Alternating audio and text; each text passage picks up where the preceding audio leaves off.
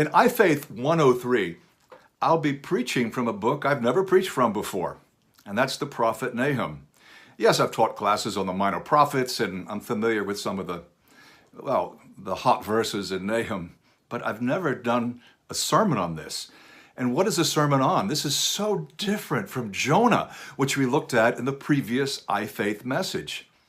Jonah is commissioned to bring a warning to the Assyrians, by which they're able to save themselves. They respond well. There's grace.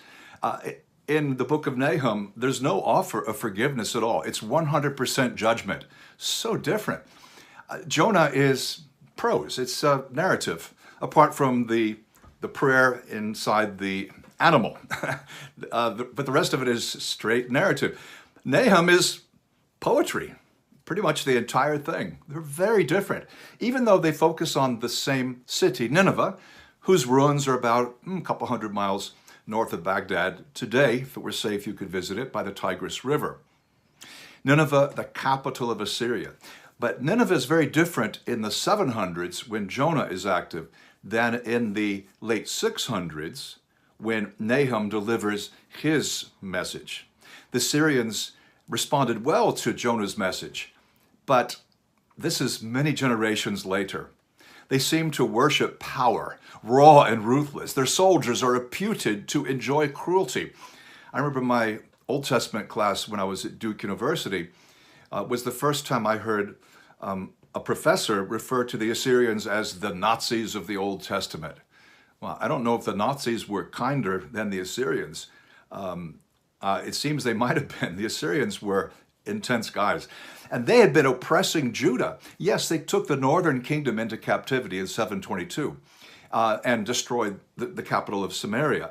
But the southern kingdom of Judah, even though it survived until the early 6th century, was almost entirely deprived of its autonomy. Yes, it still had a king and it still had the temple, but the kingdom itself was minuscule. So, I'll be reading selected verses from Nahum, which is just 3 chapters, so let's dig in. And the title of the message is The God of Wrath. I could talk about the wrath of God, but that sounds more like a class. Let's focus on one aspect of God. But the God of wrath is a bit more shocking, and that's probably more in line with the feeling we get when we read books like Nahum. The Lord is a jealous and avenging God. The Lord takes vengeance and is filled with wrath. The Lord takes vengeance on his foes and vents his wrath against his enemies. The Lord is slow to anger, but great in power. The Lord will not leave the guilty unpunished. His way is in the whirlwind and the storm. The mountains quake before him and the hills melt away. The earth trembles at his presence. The world and all who live in it, who can withstand his indignation? Who can endure his fierce anger? His wrath is poured out like fire. The rocks are shattered before him. These are just some verses from chapter 1. And yes, we are able quickly to identify God's negative emotions. And when I say negative, I don't mean wrong or excessive or sinful, certainly, but negative in that I think you know what I mean. His anger, his jealousy. He's intolerant of rivals. God alone will be worshipped. He's angry. And actually, Nineveh here seems to be, Jonah here. No, I'm doubly sorry. Nahum here seems to be harking back to Exodus 34, where God reveals his nature, his name. And part of God's name is that he's slow to anger. So catch this. Yes, it's the wrath, it's fierce anger, but there's jealousy and there's vengeance, all in that little passage I read. But the Lord is slow to anger. In other words, it's just not impulsive. It's not a hair trigger response. It's not, God can't control his emotions somehow. God is very slow to anger. So his wrath, his anger, is based not on whim or just some feeling. It's based on his holy character. And that's really important. I so often hear people these days talking about God's negative emotions and almost in an embarrassed way, or wishing this wasn't in the Bible. I heard a preacher the other day talk about this, and the response, I don't know, the preacher's response, and this was to a different one of the minor prophets, would actually make the audience think that, well, maybe the preacher doesn't believe in the Bible. I think people have backed away so much because of the so-called God of the Old Testament. We've become so weak and wimpy. We've lost our salt. We've lost it. My friend Paul Copan, who's taught a lot, written a lot on this particular topic, has a book coming out fairly soon on the vindictive bully. Again, that's the impression people have of God, that he pushes people around. But no, he's slow to anger. In this message, I want us to grasp something of the seriousness, the sternness of God, but also his grace. So there are two sides, you could say, to God. Of course, it's one God.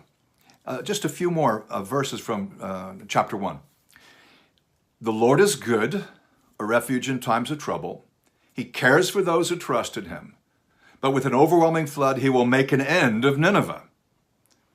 He will pursue his foes into the realm of darkness. Although I have afflicted you, Judah, I will afflict you no more. So here we see the justly deserved punishment coming to the Assyrians, but finally there will eventually be relief for Judah, for God's people. Continuing, the Lord has given a command concerning you, Nineveh. You will have no descendants to bear your name. I will destroy the images and idols that are in the temple of your gods. I will prepare your grave, for you are vile. Look, there on the mountains, the feet of the one who brings good news, who proclaims peace. Celebrate your festivals, Judah, and fulfill your vows. No more will the wicked invade you. They will be completely destroyed. So can you feel the two sides here? So the Lord's good. He's a refuge. He's going to rescue his people. He'll bring the affliction to an end. Of course, we understand God himself is the one who authorized, who permitted Assyria to oppress his people, and they deserved it. It was a kind of discipline. And we read about good news. We read about peace and celebration. But in these same verses, he says, I've commanded about you, Nineveh, I'm going to destroy you. I'm going to destroy your images. And these words particularly, I will prepare your grave, for you are vile. You're disgusting. You're an affront to dignity. So we have the two aspects together. And if you try to, it's like pulling a thread. Let's just take one thread out of my sweater or my fleece. If you're not careful, you'll end up pulling a lot more than just one thread. You can't remove the thread of God's wrath from his character and end up with God. They're very closely bound together. These are not vengeful emotions, not here in Nahum. They're natural. Actually, they're positive. So I thought, I live in Europe. What was it like here when people celebrated the end of World War II? Finally, the Nazi Third Reich has been destroyed. Of course, there was a lot to grieve. But in September 1945, church bells are ringing, people are celebrating, weeping, embracing, and it's not because they hate the enemy. I'm sure many did, but no, this is something different. It's rejoicing because God's righteousness has been shown somehow. The evil one has been brought down. Or think of Europe in November 1918, same thing with the end of World War I. I mean, how would Yahweh deal with Assyria? Well, God works through people and through nations in the Old Testament often, so God would work through warfare. And Assyria is a conqueror, and that conqueror will be conquered. Now, here's a warning in the words of one theologian. Nahum is a sturdy theology, not for the weak and squeamish. We may all affirm heartily God's role as liberator, but we are hesitant also to affirm liberation involves judgment. And that judgment in turn reveals the anger of a righteous God against the ruthlessness of human beings who think they can act with impunity. That is, powers who believe they can do whatever they want. There's no accountability. So in chapter 2 of Nahum, the middle chapter, there's a very graphic battle account. It's actually more graphic than the Babylonian version. There's a version in the Babylonian Chronicles, tablet number 21,901 in the British Museum. Look, lots of sources have survived from the ancient world, but the Bible is even more graphic. I'll just read it, tiny bits. I'm against you, declares the Lord Almighty. I will burn up your chariots in smoke. The sword will devour your young lions. Lions are sacred to Ishtar, the goddess of Assyria. I will leave no prey on the earth. The voices of your messengers will no longer be heard. And then in chapter 3, and it's a very fast, very staccato, very rough kind of poetry here. Listen. Woe to the city of blood, full of lies, full of plunder, never without victims. The crack of whips, the clatter of wheels, galloping horses and jolting chariots. Charging cavalry, flashing swords and glittering spears, many casualties, piles of dead, bodies without number, people stumbling over the corpses, all because of the wanton lust of a prostitute, alluring the mistress of sorceries, who enslaved nations by her prostitution and peoples by her witchcraft. This sounds like the condemnation of Rome in the book of Revelation, where Rome is portrayed as Babylon. Very similar, but graphic here. All empires fall eventually. And Assyria herself caused the fall of many in the ancient world. But her time would come. But there's an example in chapter 3 of a city or city-state that Assyria had destroyed. And it's called Thebes, and it's in Egypt. And God says, are you better than Thebes? Situated on the Nile, with her water around her. The river was her defense. The water was her wall. She was taken captive and went into exile, basically because you did it. Her infants were dashed to pieces at every street corner. Lots were cast for her nobles. All her great men were put in chains. Thebes fell in 663 BC to the Assyrians. It was the capital of southern Egypt, a few hundred miles south of Cairo. But they had a sense of invincibility, kind of like Sardis in the book of Revelation. No one will ever take us because they've got these cliffs on either side, and they feel protected, that they're deceived, sadly deceived. And that, in fact, 51 years later, Nineveh herself will fall. Nineveh fell from its zenith actually even more quickly. Once the king Ashurbanipal died in 627, things were really going downhill. And in only a quarter of a century, it was over. I think this has implications for today's empires. We think it's unimaginable.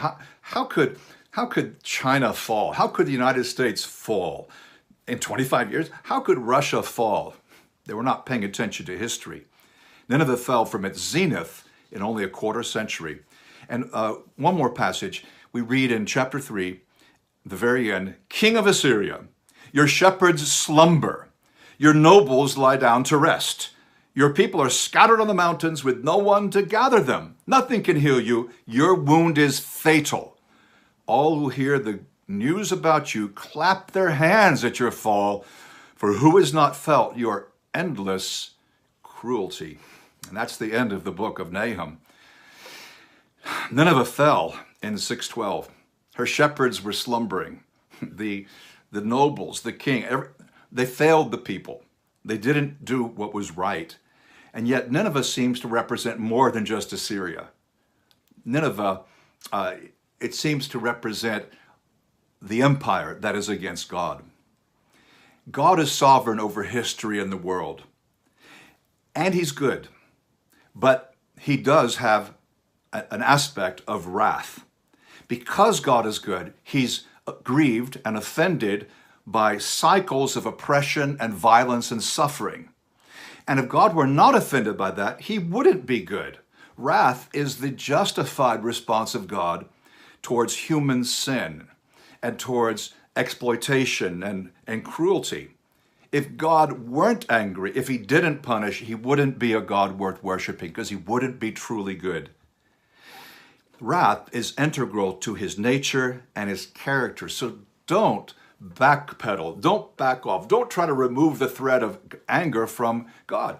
That doesn't work. He's holy, and therefore anger and jealousy, the so-called negative emotions, are rightly part of of his character.